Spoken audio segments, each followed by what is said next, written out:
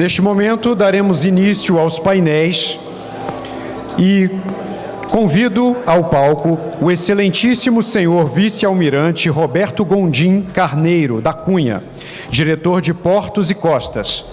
Aqui também representando o excelentíssimo senhor comandante da Marinha, almirante de esquadra Eduardo Bacelar Leal Ferreira, para apresentar sua palestra intitulada Autoridade Marítima Brasileira e a Praticagem. Obrigado.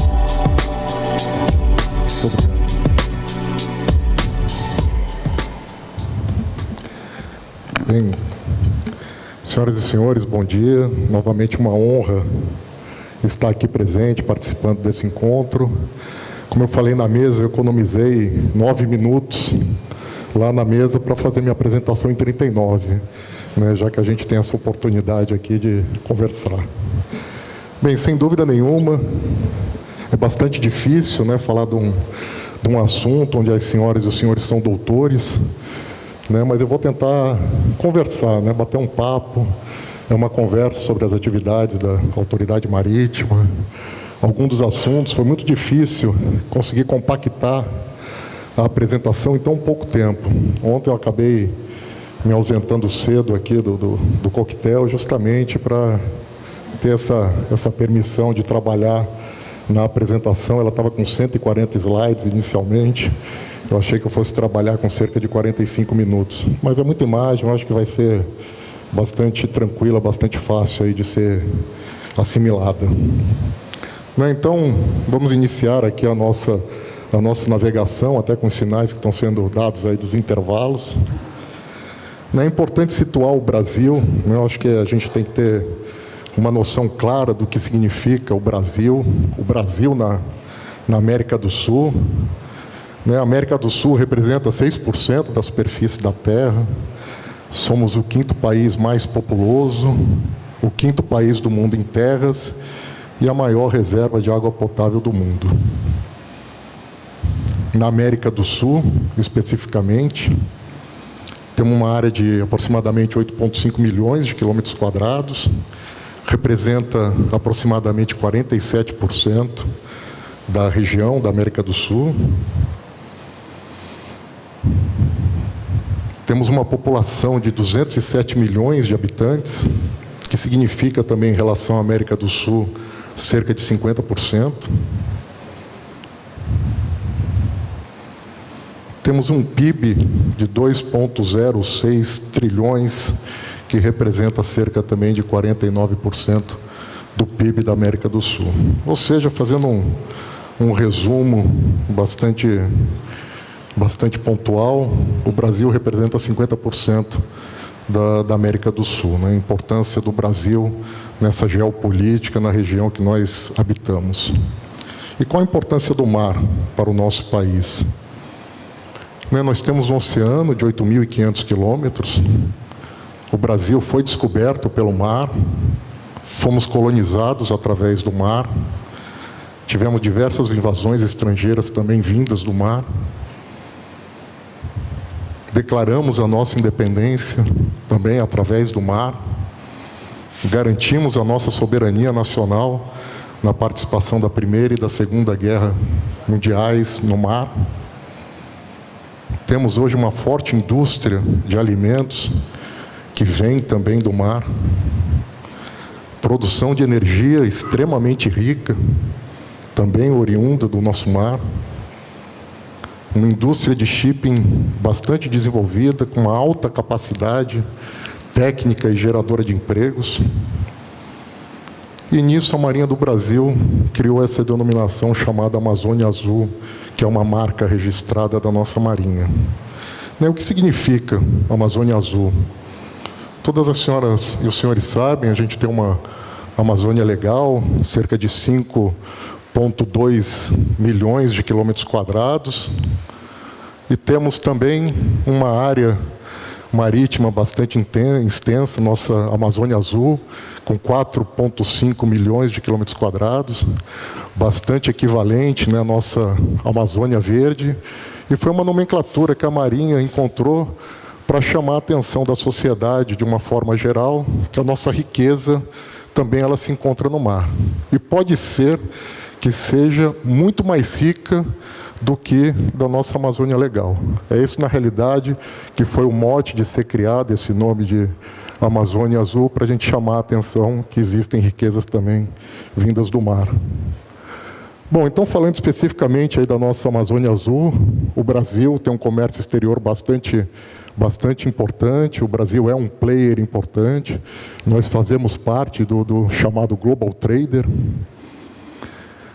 com diversas exportações e importações que são realizadas através dos oceanos, onde mostra a nossa exportação maior do que a nossa importação, gerando uma balança comercial extremamente favorável ao nosso Brasil. Está aqui apresentado como fonte do MDIC, né, as nossas exportações e importações, e o resultado positivo de 66 milhões de superávit. Na Amazônia Azul também a gente tem as reservas de petróleo, o nosso pré-sal. Esse gráfico ele só se propõe a mostrar que durante o ano de 2008 a 2017, a produção de petróleo maior é no mar do que em relação à terra, né? Então, ou seja, as nossas riquezas vindas do petróleo, elas são muito superiores na nossa região marítima do que na nossa região terrestre.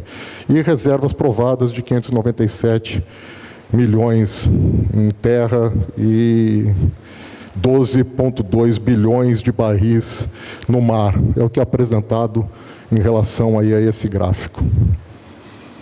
Então, esse dado anual, um total de 957 milhões de barris, uma produção diária de 2,62 milhões de barris, com a maior produção na área offshore, para petróleo de 95% e para gás cerca de 80%.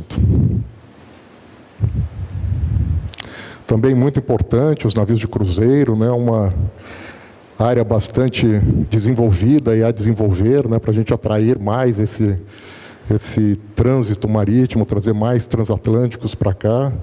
Aproximadamente 360 mil passageiros por ano, isso gera recursos aqui para o Brasil, é manter o nosso turista aqui no Brasil, o nosso turista brasileiro não ir para o exterior, gastar o seu dinheiro aqui dentro do Brasil, com recursos de 439 milhões no verão de 2016 para 2017. O verão desse ano já começou, os navios já começaram a chegar aqui nos portos brasileiros. O tráfego marítimo e fluvial, para terem uma ideia, aí está mostrado um mapa do tráfego que existe aqui na região brasileira, nossas águas jurisdicionais, na nossa área SAR, um trânsito de aproximadamente 3 mil entre navios mercantes e barcos de pesca, que são acompanhados pela Marinha. Os nossos portos também, muito importante, 37 portos públicos. Nosso Porto de Santos, aqui, vários práticos aqui da área de Santos, do Porto de Santos, maior porto aqui da nossa América do Sul.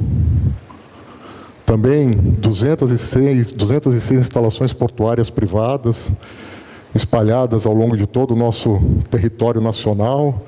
Também isso prova desenvolvimento, né, prova comércio e riquezas. Aí está um exemplo, o Porto da Ponta da Madeira, e o Porto do Açu, no Rio de Janeiro. Movimentação de cargas, a movimentação em 2017 cresceu 8,3%, né? Ou seja, apesar da situação econômica por que passou o Brasil, o comércio, através dos portos, continuou crescendo, ou seja, 8,3%, e alguns portos a gente vê bastante ser veiculado na mídia, né? Quebra de recordes em exportação e movimentação de carga. Aí está o gráfico que apresenta essa evolução de movimentação de cargas em milhões de toneladas, 761 e 364, tanto nos portos privados quanto nos portos públicos. Movimentação por tipo de navegação também, a gente consegue ver por esse gráfico que ela vai crescendo. A de longo curso cresceu 8%, cabotagem 3,8% e a de interior 37,8%. Ou seja, a gente vê que a movimentação nos nossos portos ela vai crescendo. Também passando para a parte fluvial, que também é bastante importante, dezenas de rios, né, rios com potenciais de navegação, potencial de transporte marítimo fluvial muito grande, através de diversas interconexões modais. Nossos rios são verdadeiras estradas em alguns dos nossos estados, ali no Amazonas, na área do Pará, na região norte do Brasil. E aqui um comparativo de cargas que eu acho bastante interessante, bastante significativo, o que equivale a combinação de usar um transporte fluvial em relação ao transporte ferroviário e em relação ao transporte terrestre. Uma barcaça com 1.500 toneladas equivale a 58 carretas.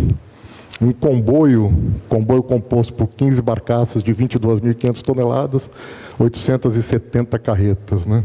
Então, isso demonstra o que se economiza em termos de combustível, em termos de desgaste de estradas, em termos de perigos que podem ocorrer no transporte de uma carga, é representado de maneira bastante simbólica aí nesse slide.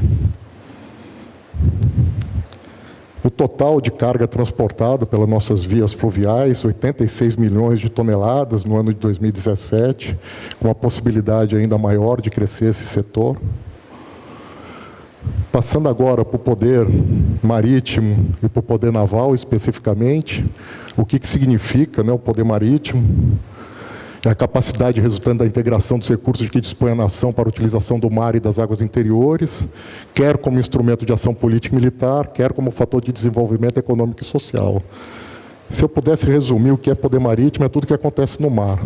É tudo que acontece e tem relação com o mar, ele significa o poder marítimo. Então, os componentes do poder marítimo é o poder naval, a marinha mercante, a infraestrutura marítima e hidroviária, a indústria naval e a indústria de pesca.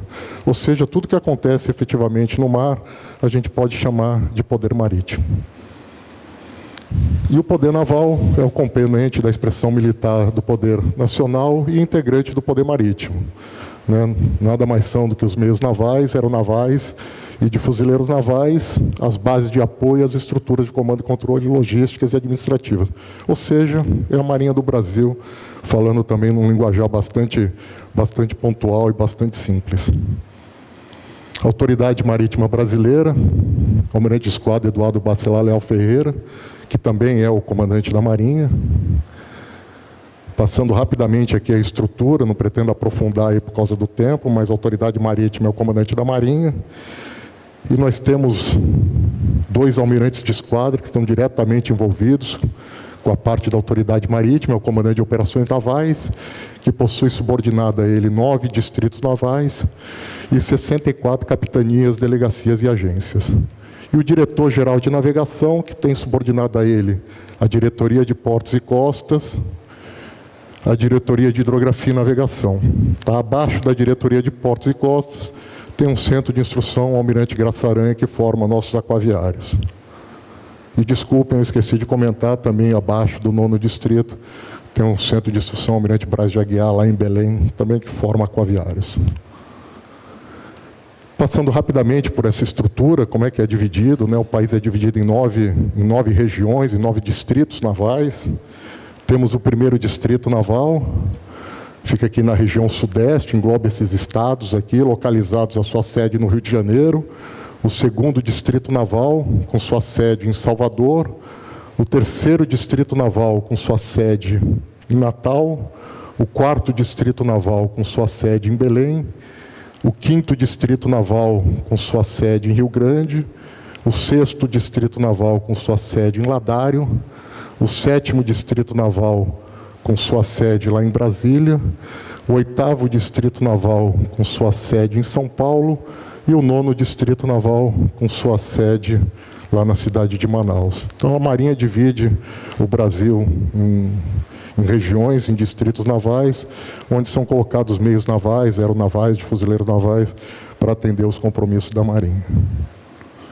E nós estamos aqui em Foz do Iguaçu, nessa cidade maravilhosa aqui, muito bonita.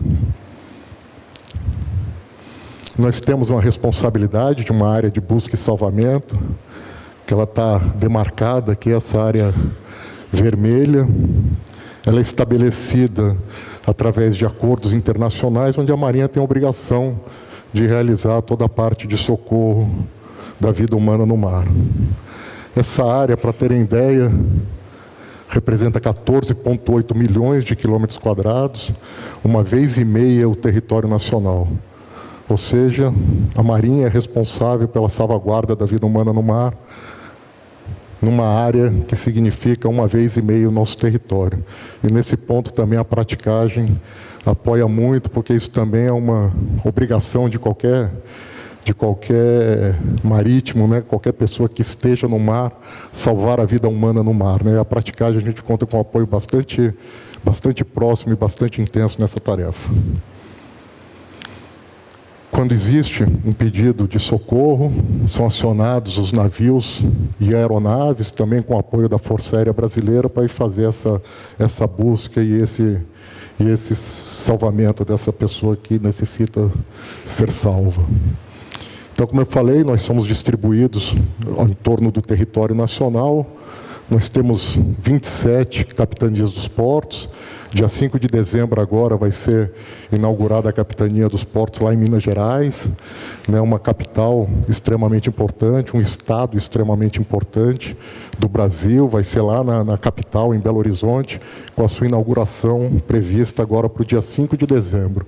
Então, nós vamos passar aí para 28 capitanias. Temos um total de 15 delegacias, também espalhadas em todo o território nacional, e 22 agências, dando um total de 64 capitanias, delegacias e agências em todo o nosso território nacional, e a partir do dia 5 de dezembro, 65. Falar um pouco agora das atribuições da Autoridade Marítima. Eu gostaria de passar um filmezinho, que eu acho que as imagens falam mais do que 1000 palavras, né, sobre a Diretoria de Portos e Costas.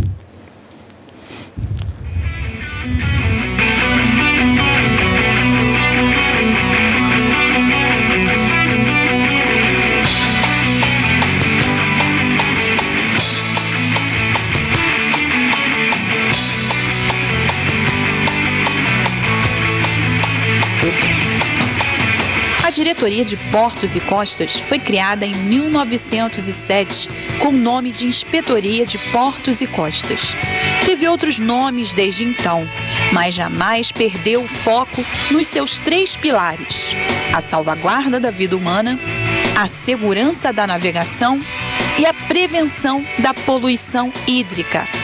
A DPC tem em sua estrutura organizacional áreas voltadas especificamente para cada um desses pilares.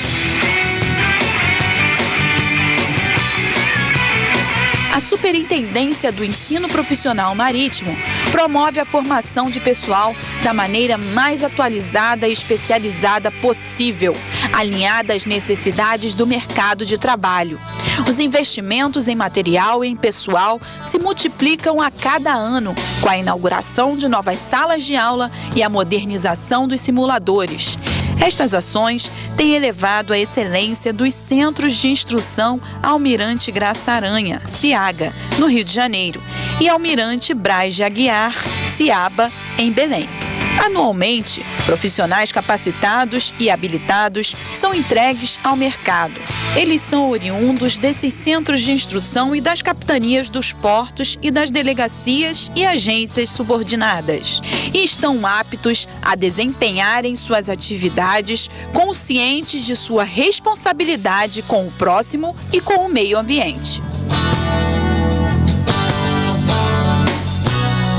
Já a Superintendência da Segurança do Tráfego Aquaviário é a responsável por elaborar grande parte das normas da Autoridade Marítima, mais conhecidas como NORMAN. Elas estabelecem as regras a serem cumpridas por todas as embarcações que navegam nas águas jurisdicionais brasileiras e estão fundamentadas na Lei de Segurança do Tráfego Aquaviário, a LESTA.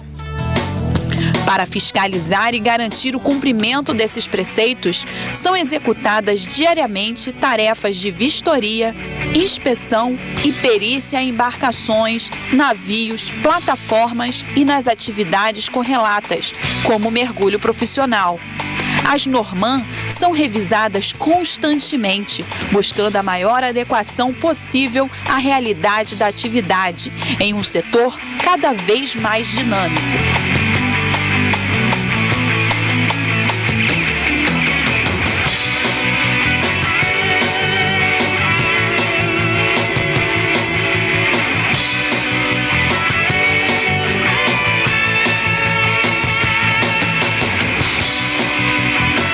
A DPC também atua como diretoria técnica especializada em gestão ambiental, por meio da Superintendência de Meio Ambiente. Ela orienta a implantação e a manutenção dos sistemas de gestão ambiental nas organizações militares da Marinha do Brasil e elabora laudos técnicos ambientais relativos a derramamentos de óleo e de seus derivados nas águas jurisdicionais brasileiras. Além disso, cabe à DPC estabelecer requisitos para a prevenção da poluição por parte de embarcações, plataformas ou suas instalações de apoio, o gerenciamento de água de lastro de navios e o controle do uso de sistemas anti-incrustantes danosos ao ambiente marinho e à saúde humana. Ao longo de sua história, a DPC acompanha o fortalecimento da mentalidade marítima na sociedade brasileira e as várias transformações do transporte aquaviário. Mas nenhum desafio se assemelha ao que se enfrenta desde a última década.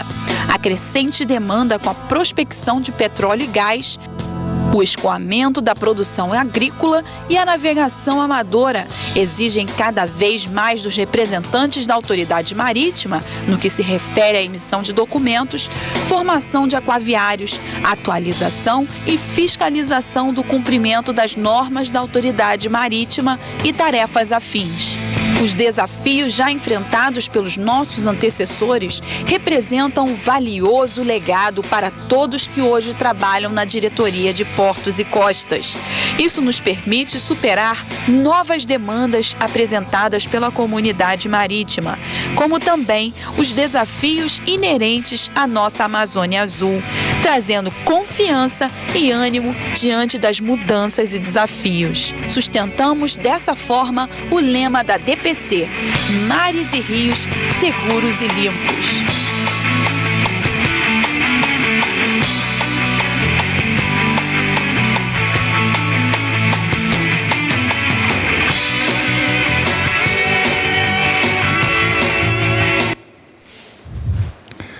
Bem, então, voltando aqui, eu só queria realçar alguns pontos que eu acho importante desse filme que foi apresentado, especificamente sobre o ensino profissional marítimo. Como eu falei, a Marinha tem 2 centros de instrução, o CIABA, que fica localizado lá em Belém do Pará, está aqui as instalações, desculpem, com 364 estudantes, e o nosso CIAGA, no Rio de Janeiro, com 526 estudantes, né? São 2 centros bastante importantes, mas tem cursos também sendo feitos nas 64 capitanias, delegacias e agências. Utilizamos nesses centros simuladores, tem simulador de passadiço e simulador de máquinas. Eu gosto sempre de falar porque é produção nacional, é produção desenvolvida pela Marinha do Brasil, com a cooperação, claro, de centros de estudo, centros de pesquisa, mas é um produto nacional, né? Lá no CIAGA, então está a foto aí, a apresentação do nosso simulador de passadiço e nosso simulador de máquinas. E inauguramos recentemente o primeiro simulador de passadiço da Amazônia Ocidental. E estamos para instalar 4 simuladores. Eu acho que o primeiro a gente consegue até o dia 15 de dezembro, lá na cidade de Santarém, que vai permitir qualificar melhor os nossos fluviários, tanto na navegação radar, quanto em procedimento fonia. E vamos fazer também isso lá em Macapá, no Pantanal, e aqui em Foz do Iguaçu. Então, na realidade, serão 4, em Porto Alegre, serão 4 simuladores que a gente vai instalar até o final desse ano e no início do ano que vem. E continuaremos no ano que vem instalando mais simuladores. Sobre a segurança do tráfego aquaviário, são 77 organizações militares que estão estritamente ligadas com isso. O nosso Comando de Operações Navais, a Diretoria-Geral de Navegação, a Diretoria de Portos e Costas, a Diretoria de Hidrografia e Navegação, os 9 distritos navais, conforme apresentados, e as 64 capitanias, delegacias e agências. Só para terem conhecimento, por ordem do comandante da Marinha, foram estabelecidas verificações de proficiência, ou seja, vai um grupo externo dessa organização, dessa capitania, delegacia e agência, e faz, através de 34 listas de verificação, exercícios padronizados para ver como é que está a reação dessas capitanias, delegacias e agências. Isso foi implementado nesse ano, é exemplo do que a Marinha já fazia há muitos anos nos nossos navios da esquadra, começou a implantar também nas capitanias, delegacias e agências. E esse ano já foi realizado na Capitania do Rio de Janeiro, na Capitania de São Paulo e na Capitania da Bahia, lá em Salvador. A parte do meio ambiente marinho também é muito importante, a gente trabalha com a prevenção da poluição. Só para terem uma ideia, a Marinha trabalha conjuntamente em diversos exercícios simulados, em diversos treinamentos, a nível internacional, com a ITOPF, com a Chevron, com a Equinor e com a Petrobras, trabalhando diretamente no Plano Nacional de Contingência para incidentes de poluição por óleo, mantendo-se atualizada a nível internacional com esse nível de participação que a Marinha faz. Teve também, falando sobre a Organização Marítima Internacional, eu vou passar muito rápido aí, porque meu tempo já está esgotado. Eu acho que eu entrei já nos 10 minutos aí de acréscimos aqui da minha fala, né? O secretário-geral, Kitaquilin. Como todos sabem, a IMO é uma agência especializada da ONU, criada em 1948, primeira sessão em 1959, a Marinha do Brasil entrou em 1963 e desde 1967 a gente faz parte do Conselho da IMO e desde então não saímos. São 174 Estados-membros, o secretário-geral é o senhor Kitaquilin, é um coreano do Sul, cerca de 300 pessoas, 5 escritórios regionais, um orçamento anual de 95 milhões de libras, e nós temos uma representação brasileira localizada em Londres para acompanhar os assuntos da IMO. Só para terem a ideia do organograma da IMO, uma assembleia e um conselho. A assembleia é composta por todos os Estados-partes, os 174 Estados-partes, e o conselho são 40 países, 40 Estados-partes que fazem parte do conselho. Esse que eu falei que o Brasil faz parte desde 1967 e desde então não sai. São diversos...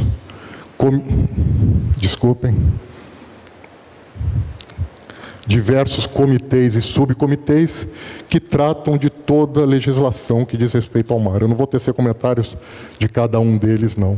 Uma regulamentação em número, são 52 convenções, 28 códigos, 836 instrumentos, 52 cursos, que tratam especificamente sobre a segurança da vida humana no mar, a proteção do meio ambiente, a facilitação do transporte marítimo, a tecnologia marítima, transporte de carga, assuntos jurídicos e navegação. Como funciona, né, o trabalho da CC-IMO, da Marinha do Brasil junto à IMO? Todos os assuntos que são apresentados na IMO, para terem uma ideia, são cerca de 26 reuniões durante o ano e cerca de 12 mil documentos que são produzidos lá na IMO, porque cada Estado-parte pode aportar com documentação. Então tem que haver um acompanhamento constante dos assuntos que são tratados na IMO. Esses assuntos são apresentados na Diretoria de Portos e Costas, é feita uma reunião no nível técnico, a gente convida a comunidade marítima para apresentar a posição. Qual é a posição da comunidade marítima em relação a determinado tema que está sendo apresentado na IMO? Fruto dessa reunião, é encaminhada essa nossa decisão lá para Brasília, vai para um conselho que é formado por um grupo interministerial, composto por todos esses ministérios, que vão ratificar ou retificar a posição técnica, levando em consideração os aspectos de características políticas. Uma vez aprovado, esse posicionamento é enviado para a representação permanente do Brasil na IMO, que vai defender esse nosso posicionamento em plenário Então, mostrando de maneira bastante simples, lá na Diretoria de Portos e Costas, é feita uma reunião com a comunidade marítima, a solução é encaminhada para um grupo interministerial lá em Brasília, já no nível político, e no nível técnico é defendido lá no plenário da IMO. Tivemos esse ano o prazer de receber a visita do secretário-geral da IMO, em julho de 2018. O secretário-geral saiu com as melhores impressões da Marinha do Brasil, como ela conduz toda essa parte de ser Marinha do Brasil e ser autoridade marítima. Considerou um modelo de sucesso, ele é coreano do Sul, e a impressão que ele teve aqui, nossa, foi a melhor possível, e falou que deixou um pedaço do coração dele no Rio de Janeiro. Foram palavras dele na despedida no aeroporto, de tão bem impressionado que ele ficou com o Brasil, e isso é muito importante, sem dúvida nenhuma, para nós que fazemos parte da IMO. Para onde caminhamos?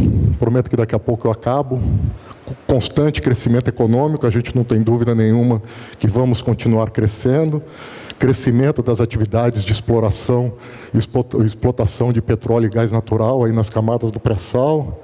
Atividades da construção naval, uma retomada, um crescimento que acompanha o crescimento da exploração.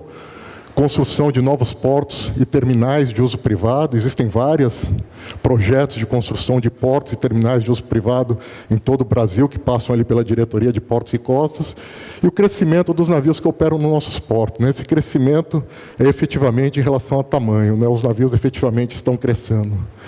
E também um assunto que vai ser abordado aqui, navios autônomos, já é uma realidade. Eu conversando com seguradoras, o PNI já está fazendo um seguro para navio autônomo, a Noruega já está um pouco mais avançada nessa parte de navios autônomos. Eu tenho conversado com representantes da autoridade marítima norueguesa para ver como é que está a fundamentação jurídica, mas temos vários maritimistas que estão também debruçados, nos apoiando com essas análises. Descomissionamento de plataformas é outro assunto que está tomando um crescimento muito grande, Tem postos que já não são justificáveis mais a sua exploração e vai ter que ser feito o desmanche, o descomissionamento dessa plataforma. Isso é uma atividade ligada diretamente com a ANP, onde tem a participação do IBAMA e a Marinha do Brasil. Passando por práticos e as atividades de praticagem, aqui está o quantitativo de práticos, lotação e situação. Eu acho que o que importa é esse resumo aqui, mas tenho certeza que todas as senhoras e senhores acompanham isso junto com a diretoria. Na escala de rodízio, a gente julga importante, defendemos a posição da importância da escala de rodízio. Ela garante um serviço ininterrupto, previne a fadiga e mantém a qualificação dos práticos. Esse é o posicionamento da autoridade marítima. Eventos com a praticagem em 2018, eu tive a honra de visitar Belém do Pará, Itajaí, Rio de Janeiro, São Francisco do Sul e Santos. Eu fiquei até preocupado, deputado, que o senhor foi 5, Eu fiquei passando ali, quando o senhor falou que tinha ido a 5, eu comecei a contar, que eu falei, poxa, eu fui a 5 também. Então, eu acho que foi um empate, quer dizer que o senhor está muito bem, viu, deputado, não tenha dúvida nenhuma. E também na nossa audiência pública, lá na Câmara dos Deputados, ali com o deputado Vinícius Carvalho presidindo a nossa mesa, onde foi discutida a parte da regulação econômica dos assuntos da praticagem, do serviço da praticagem. Bem, senhores, uma breve conclusão, apesar de que eu estou concluindo uma coisa que eu não falei, mas eu estou concluindo com um assunto que eu acho que é muito importante, que é a Operação Verão. Nessa Operação Verão, eu estou apresentando aqui também um pouquinho a Van Premier, que nem a TV Record, claro que num grau de comunicação social muito mais baixo, mas são os nossos folders ali produzidos ali na Diretoria de Portos e Costas, que tratam sobre a Operação Verão, e eu peço o apoio de toda a praticagem aí para essa importante divulgação. Infelizmente, a gente tem muitos acidentes ainda que acontecem com perda de vida humana no mar, a maioria dos casos, às vezes por esses que são apresentados aí nessas imagens aí que a gente quer levar a zero, que seria o ideal, todo mundo ter um verão de comemoração e sem nenhum tipo de acidente. Então, concluindo, efetivamente, cabe à Marinha do Brasil zelar pela segurança da navegação, a salvaguarda da vida humana no mar e a prevenção da poluição hídrica. E perseguimos esses objetivos por meio de normatização, fiscalização, formação de aquaviário e da conscientização da comunidade marítima, a exemplo do filme que vai ser passado na Record, a qual todos nós fazemos parte. E como estamos chegando aí ao final do ano, né, daqui a pouco entramos em dezembro, né, já estamos em períodos natalinos, eu queria desejar a todos, as senhoras e senhores, um Feliz Natal, um 2019 pleno de realizações pessoais e profissionais. Agradeço a todos aí pela amizade, consideração, o respeito que tiveram para a Marinha do Brasil, a Autoridade Marítima, Diretoria de Portos e a mim como diretor de portos em caráter especial. Muito obrigado por esse convívio amigo e profissional. Às vezes os posicionamentos eles podem não ser, às vezes, na mesma direção, pode haver até, às vezes, algum antagonismo, alguma discordância, mas eu tenho certeza que sempre foi encarado e visto de maneira bastante profissional. Muito obrigado. A Diretoria de Portos e Costas encontra-se sempre de portas abertas para receber.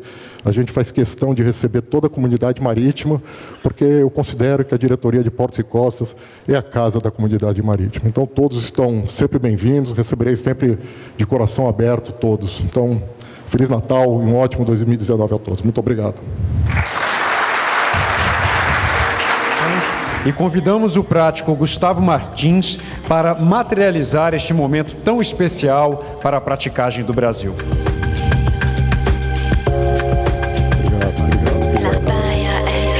Obrigado mesmo. Ao excelentíssimo senhor Almirante Roberto Gondim Carneiro da Cunha, diretor de Portos e Costas, nosso agradecimento pela apresentação proferida no 42º Encontro Nacional de Praticagem, 28 de novembro de 2018, CONAPRA e Praticagem do Brasil. Muito obrigado novamente, para mim foi uma honra e obrigado por abrir esse espaço aqui para a Autoridade Marítima mostrar o que está sendo desenvolvido, quais são nossas preocupações, quais são as nossas intenções e quais são as nossas perspectivas. Muito obrigado a todos e tenham um excelente evento no dia de hoje. Muito obrigado.